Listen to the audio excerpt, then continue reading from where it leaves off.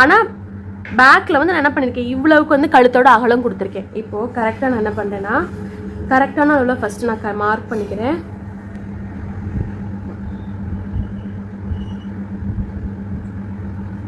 இனி தையலுக்கான அளவாக மேலே அந்த 1/4 இன்ச்சில் ஒரு ஷேப்பை வரைகிறேன்.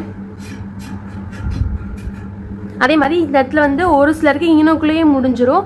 அப்போ நம்ம அங்கனக்குள்ளேயே முடிச்சிடணும். ஓகேவா? அவங்களுக்கு இவ்வளோ தூரம் கொண்டு வந்தீங்க, இங்கனக்குள்ளே முடிஞ்சவங்களுக்கு இவ்வளவுக்கு நீங்கள் இழுத்துட்டு வந்தீங்கன்னா உங்களுக்கு ஃப்ரண்ட் நெக்கில் லூஸ் அடிக்கும். ஓகேவா?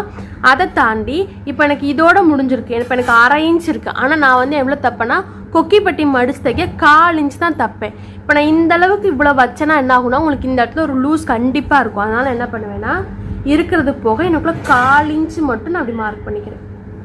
இது என்னோட அளவு இனிமேல் கிடையாது.